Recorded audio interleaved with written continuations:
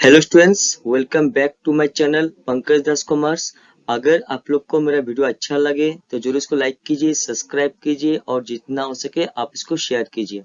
मैंने basic accounting terms का part 1 का जो लेक्चर है वो मैंने अपलोड कर दिया है। गुड्स का मतलब क्या होता है, चलिए देखता हूँ। Goods means those things which are purchased by the business for the purpose of resale in the ordinary course of business। So इसका यह मतलब होता है कि एक बिजनेसमैन अपने बिजनेस के लिए जो भी सामान खरीदेगा फिर से उसको बिक्री करने के लिए उसे गुड्स कहा गया है।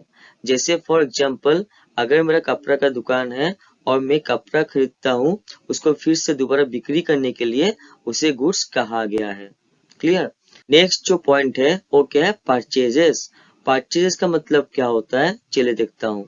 Purchase means the purchase of goods in which the business deals.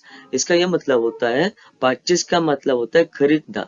एक दुकानदार जो भी सामान खरीदता है उसे परचेज कहा जाता है कि नहीं।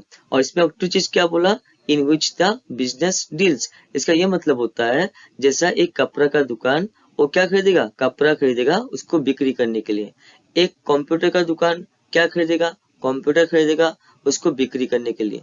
तो जो दुकान मतलब जिसका जो दुकान है वो वही सामान खरीदेगा बिक्री करने के लिए, उसे परचेज कहा गया है। नेक्स्ट जो पॉइंट है वो क्या है, परचेजेस रिटर्न।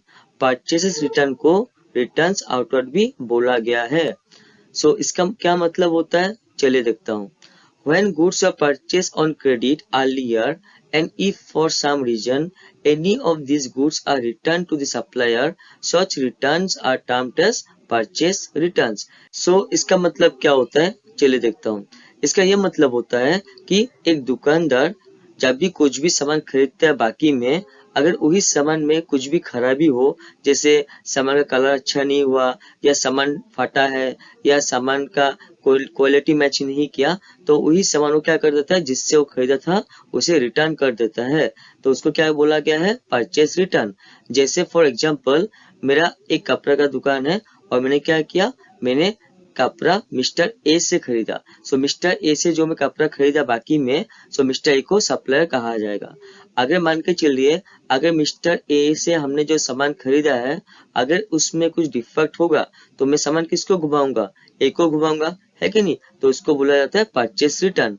सिंपल लैंग्वेज में इसका क्या मतलब होता है, खरीदा हुआ सामान अगर आप घुमा देंगे तो उसको परचेस रिटर्न बोला गया है। नेक्स्ट जो पॉइंट है वो क्या है, सेल्स। सो सेल्स का क्या मतलब होता है, चलिए देखता हूँ।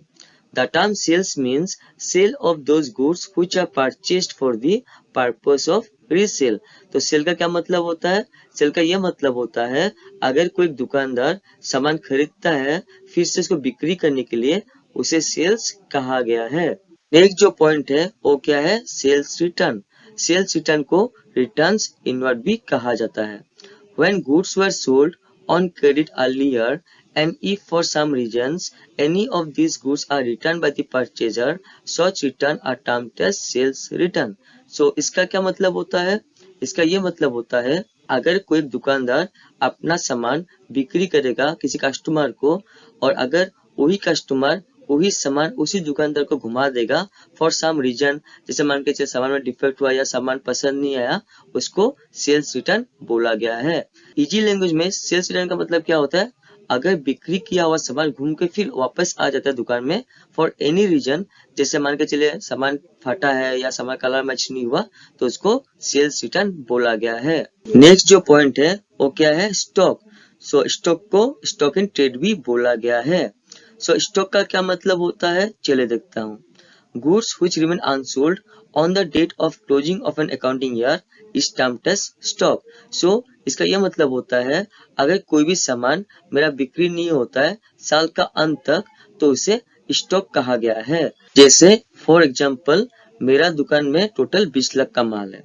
अब 20 लाख का जो माल है उसमें से सिर्फ 15 लाख का माल मेरा बिक्री हो गया है और 5 लाख का माल मेरा बिक्री नहीं हुआ और साल भी खत्म होने वाला है। और वही जो 5 लाख का जो माल है जो बिक्री नहीं हुआ साल के अंत तक, उसे स्टॉक कहा गया है। नेक्स्ट जो पॉइंट है वो क्या है, कॉस्ट ऑफ गुड्स सोल्ड और कॉस्ट ऑफ सेल।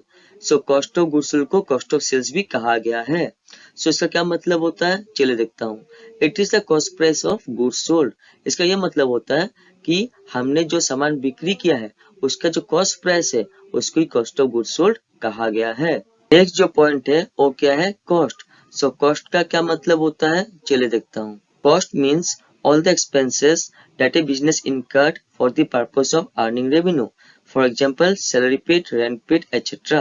So इसका क्या मतलब होता है, इसका यह मतलब होता है कि एक बिजनेसमैन अपना इनकम या अपना रेवेन्यू को जनरेट करने के लिए जो भी खर्चा वो बिजनेस में करता है उसे ही कॉस्ट कहा गया है। जैसे मान के चलिए मेरा एक दुकान है और मैं अपना दुकान चला रहा हूँ और दुकान का जो स्टाफ है उसको भी पैसा दे रहा हूँ, दुकान का जो भाड़ा है वो भी दे रहा हूँ। तो मैं दुकान के लिए जो इतना सारा खर्चा कर रहा हूँ किसके लिए कर रहा हूँ, इनकम को जनरेट करने के लिए। सो इनकम को जनरेट करने के लिए एक बिजनेसमैन जितना सारा खर्चा करता है उसे कॉस्ट माना गया है। नेक्स्ट जो पॉइंट है वो क्या है, प्रॉफिट। सो प्रॉफिट का मतलब क्या होता है, चलिए देखता हूँ। Profit means excess of income earn over expenses during a particular period. So इसका क्या मतलब होता है, इसका यह मतलब होता है कि एक पर्टिकुलर पीरियड में अगर हम लोग का इनकम ज्यादा होगा और खर्चा कम होगा सो उसे ही प्रॉफिट कहा गया है। नेक्स्ट जो टर्म है वो क्या है, लॉस। सो लॉस का क्या मतलब होता है, चलिए देखता हूँ।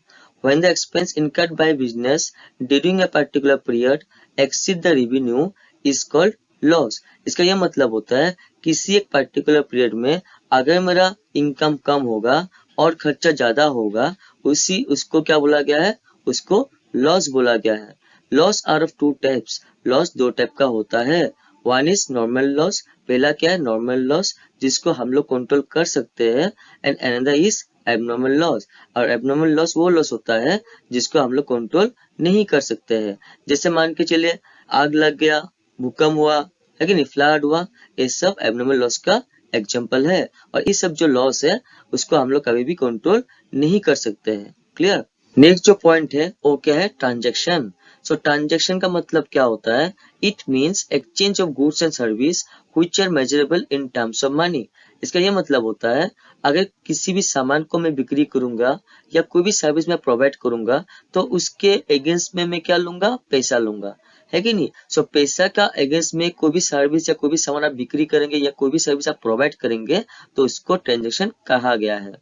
जैसे फॉर एग्जांपल मेरा कपड़ा का दुकान है, अगर मैं कपड़ा बिक्री करूंगा तो हमारे पास क्या आएगा, पैसा आएगा, है कि नहीं। तो वो एक ट्रांजैक्शन है। जिससे मान के चलिए मैं एक सर्विस प्रोवाइडर हूँ और मैं सर्विस प्रोवाइड करता हूँ।